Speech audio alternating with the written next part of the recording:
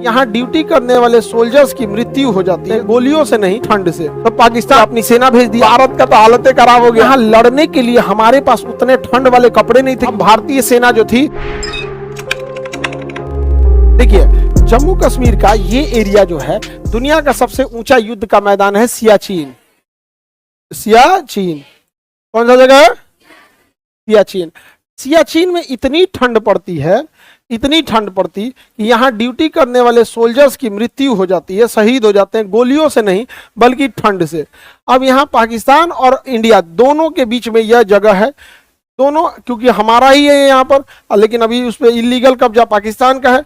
तो ये दोनों जो है जगह, ये दोनों यहाँ पे हम लोग सेना रखते हैं। तो हम लोगों के बीच एक एग्रीमेंट था कि यहाँ से ठंड के दिन में सेना पाकिस्तान लौटा लेगा, यहाँ से हम लोग भी लौटा लेंगे।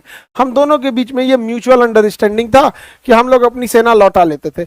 लेकिन 1984 में हम लोग अपनी सेना लौटाए और पाकिस्तान भी अपनी सेना लौटाया। बाद में उसने क्या किया, यहाँ अपनी सेना को भेज दिया, वापस सेना को क्या कर दिया, भेज दिया, और सेना के आतंकवादी को भेज दिया। तो वहां आतंकवादी और आदमी और सेना में अंतर क्या होता है? सब तो आतंकवादी हैं सब वहां पे, उसमें क्या ही अंतर है? ज्यादा का अंतर नहीं है ना वहां पे।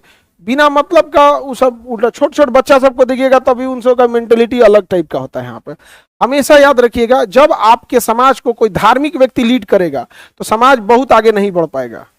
मतलब इन धार्मिक मुद्दों के आधार पर, केवल धार्मिक मुद्दों, क्योंकि धार्मिक चीजों में इनोवेशन नहीं होता है, चीजें नहीं होती। बस जितना पुराना रहेगा, आयुर्वेदिक दवाई और धार्मिक मुद्दे जितना पुराना रहेगा ना, बड़ी दिक्कत होता है यहाँ पे। तो धार्मिक व्यक्ति तो भाई सब लोग धार्मिक ही होते हैं, मतलब धार्मिक आधार पर, धार्मिक मुद्दों पर, आप समझ रहे हैं ना।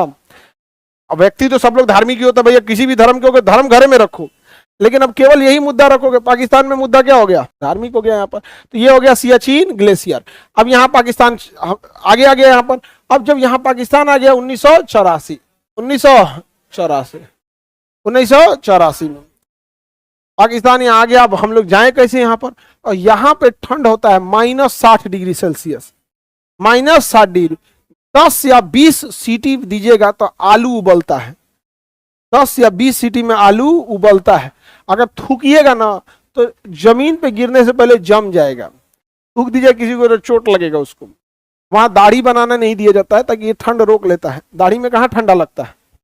लड़की लोग में बाल में जो सर पे रहता है ठंडा लगता है, रोक लेता है कि नहीं? बाल वगैरह यहाँ पे बाल ठंड रोक लेगा। आप लोग का तो बाल बड़ा रहेगा, इसे खोल के कान के पास ढक लीजिएगा तो हवा जाएगा? नहीं जाएगा। अब आप लोग में तो दाढ़ी नहीं है तो पता कैसे चलेगा। लेकिन यहाँ पे जो चीज पता, दाढ़ी में थोड़ा भी ठंडा नहीं लगता, थोड़ा भी यहाँ पे हवा जाता है जी।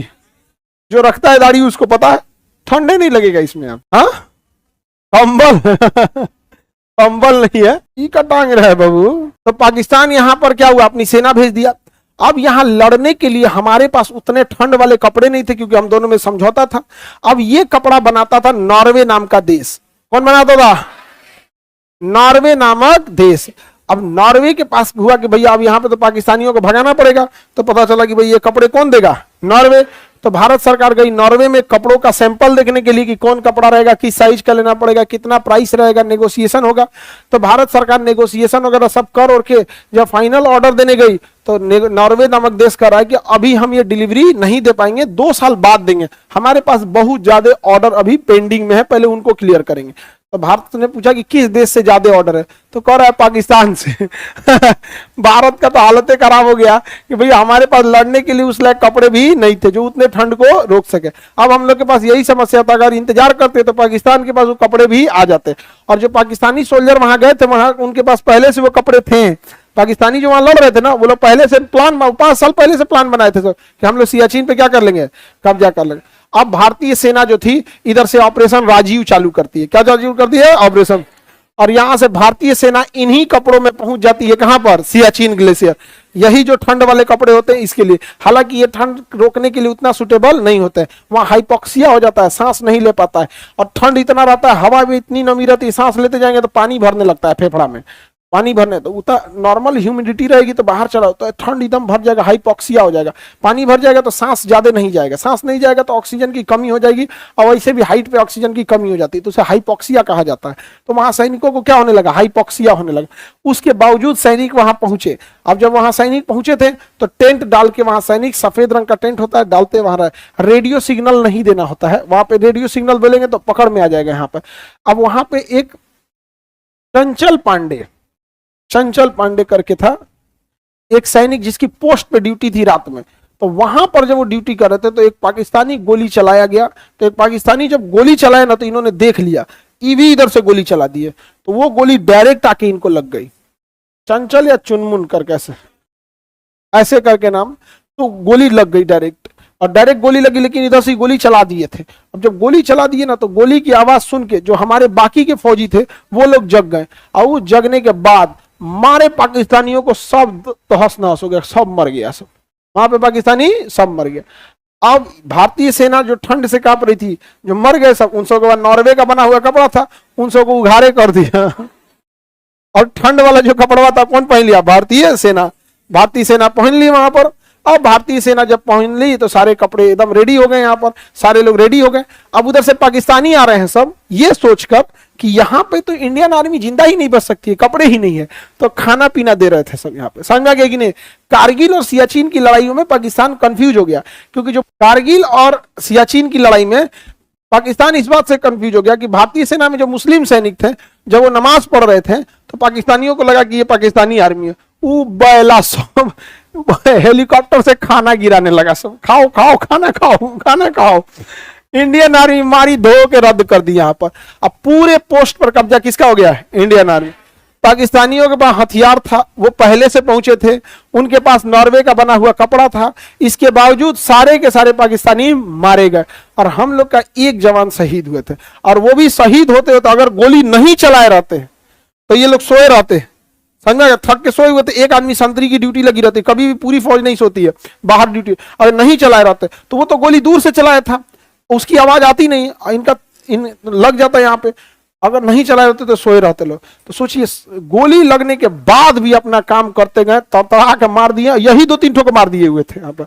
उसके बाद ये लोग जगे, फिर उसके बाद मार दिए। बाद में पता चला बाप तो बाप होता है ना नहीं समझ आ गया, मरा गए सब पाकिस्तान वाले वहां पर। यूएनओ वगैरह, अब देखिए उसको, हम लोग को दिक्कत क्या है, पाकिस्तानी फौज से प्रॉब्लम नहीं है भाई, आतंकवाद क्यों भेज देते हो। जैसे ताज होटल में जो लोग मासूम गए थे, कोई दूसरे देश से आया था, कोई छोटा बच्चा था, मार दिया उसको। दिक्कत इससे है, ट्रेन में बम फोड़ दोगे।